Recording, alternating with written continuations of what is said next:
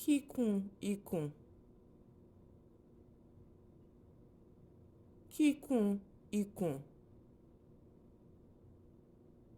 kíkùn ikùn, kíkùn ikùn means stomach rumbling. Kíkùn ikùn means stomach rumbling. Ikùn mi ń kùn, ikùn mi ń kùn.